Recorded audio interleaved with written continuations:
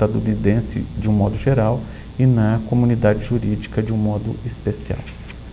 O professor, esse debate que o Congresso Nacional, aliás, vou até melhorar, esse debate que o Senado Federal faz como representante dos estados é o conceito que você falou de sabatina. Essa sabatina deveria ser uma reunião pública para questionar ao indicado, para que esse indicado prove perante a sociedade, com um sistema televisionado, com uma divulgação máxima, que está realmente capacitado para enfrentar e assumir a condição de estar num alto cargo nessa condição. Neste caso, essa rejeição aconteceu com Barata Ribeiro. Quais os outros casos, mais outros 4 casos que aconteceram no Brasil, na história de todo esse período em que o Brasil é Brasil?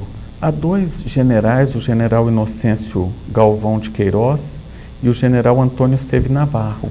Em 1º de outubro de 1894, eles foram rejeitados pelo Senado. E no ano seguinte, em 17 de novembro de 1895, a rejeição de Raimundo Quadros e de Demóstenes Lobo. São os únicos casos na nossa história de rejeição de ministros indicados. Com relação à sabatina hoje, que o senhor bem coloca, não podemos negar que houve uma melhoria, né? Com a TV Justiça, com a TV Senado. A última indicação do ministro Dias Toffoli, a sabatina durou várias horas, né? Ela começou no final da manhã e só se concluiu no início da noite, né? A questão é que muitas vezes as perguntas, elas são perguntas muito abertas, as respostas também são abertas e acaba não havendo condição de se aferir efetivamente a posição do futuro ministro sobre temas importantes, né? Na verdade, o ministro, o indicado, ele geralmente se esquiva dos temas mais polêmicos, alegando que ele poderá enfrentar esse tema como ministro e que, portanto, ele não se sente à vontade para estar se manifestando previamente sobre ele. No caso, professor Edson, há uma grande importância, notadamente após 1988, do Supremo Tribunal Federal. Ele hoje tem a função de aplicar a Constituição na prática. Qual seria esse papel do Supremo para a sociedade brasileira?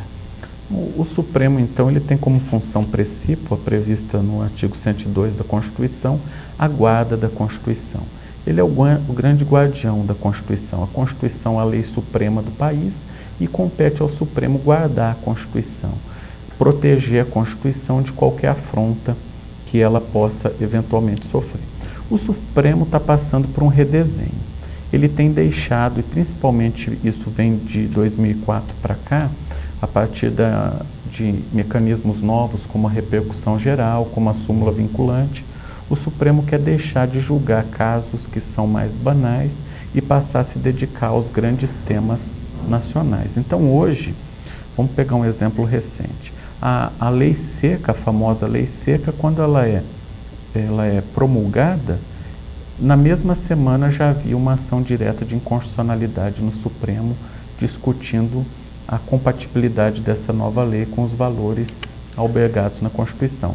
Então o que nós estamos assistindo hoje é o quê? É um grande protagonismo do Supremo. Todos os grandes temas, eles acabam no Supremo. Muitas vezes pela própria inércia do poder legislativo, né? O legislativo às vezes não dá conta de legislar sobre determinadas questões, elas acabam caindo no Supremo Tribunal Federal e o tribunal tem que se manifestar sobre elas. Então hoje é difícil um grande tema nacional sobre o qual o Supremo ele não se manifeste, né? Hoje, nesses últimos dias agora, as questões das medidas provisórias, as questões da lei de imprensa, a possibilidade de censura judicial prévia ou não, tudo isso acaba desembocando no Supremo Tribunal Federal. O professor Edson, e no caso, a sociedade brasileira acaba tendo o seu destino conduzido pelo Supremo Tribunal Federal, porque ele aplica de fato a Constituição Federal. Como que a sociedade brasileira poderia fazer para acompanhar o Supremo e as decisões do Supremo e a repercussão que há dessas decisões na vida de todos os componentes, todos os brasileiros?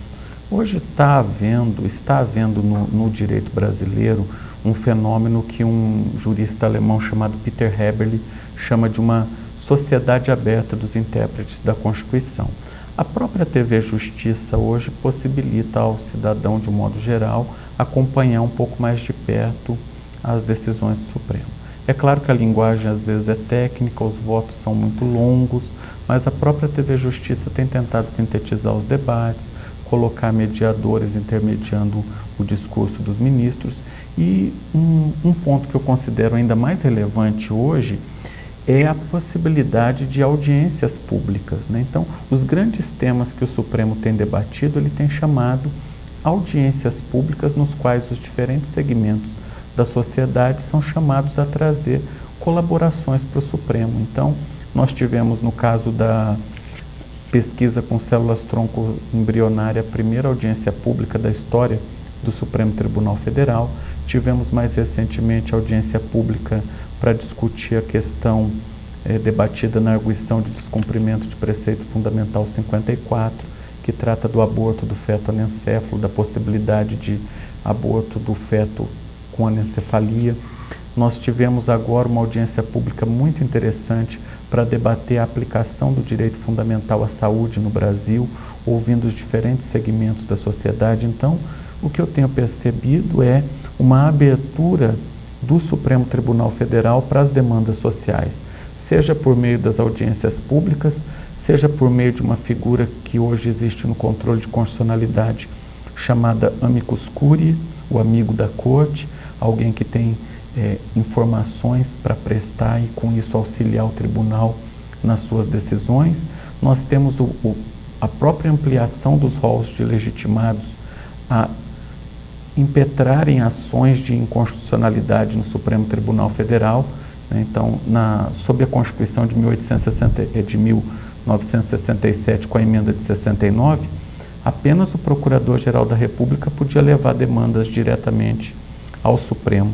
Hoje nós temos um rol extenso que passam de 100 legitimados, aqueles que podem levar problemas constitucionais direto para o Supremo.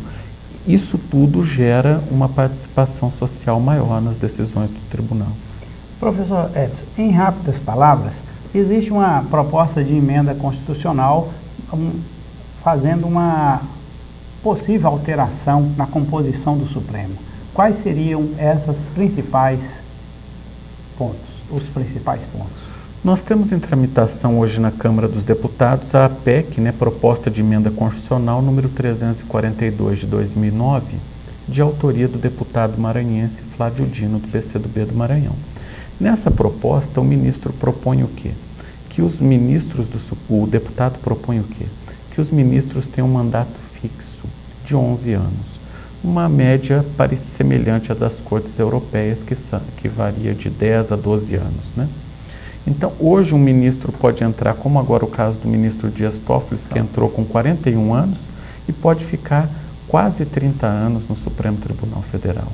Então, com um mandato de 11 anos, a gente evita que a pessoa passe quase 30 anos no Supremo, o que é ruim, porque acaba cristalizando o direito, evitando mudanças que são importantes para o desenvolvimento do direito. Então, nessa proposta de emenda, um ponto importante é esse, mandato fixo de 11 anos. Com isso, me parece que nós poderíamos avançar também para evitar a aposentadoria compulsória aos 70 anos. Hoje, aos 70 anos, o ministro está no auge da carreira e tem que se aposentar. Se nós tivéssemos mandato fixo de 11 anos, nada impediria que se prorrogasse o mandato aí até a idade até 75 anos. E outra questão importante que a PEC traz, que essa proposta de emenda traz, é tirar o monopólio da indicação dos ministros do presidente da República. Passaria então agora o presidente a indicar 5 dos 11 ministros. Os ministros indicados pelo presidente passariam por uma aprovação pelo Senado, devendo ser aprovado por um quórum de 3/5 dos membros do Senado. 2 ministros seriam indicados pela Câmara dos Deputados, 2 ministros pelo Senado Federal e 2 ministros pelo próprio Supremo Tribunal Federal. Com isso, se garantiria uma menor centralização das indicações no presidente da República, o que pode gerar uma confusão entre os poderes, né? Uma aproximação não muito recomendável entre o Executivo e o Judiciário. Orientando o direito, teve o privilégio de conversar com o professor Edson Pires da Fonseca, que é especializado nessa área de direito constitucional, sobre um tema de muitíssimo interesse para todos. Orientando o Direito agradece ao professor Edson por estar aqui nos estúdios do Canal 20 para esta entrevista e pede a você, telespectador, que nos espere amanhã nesse horário e, se Deus quiser, apresentaremos um programa diferente. Até lá!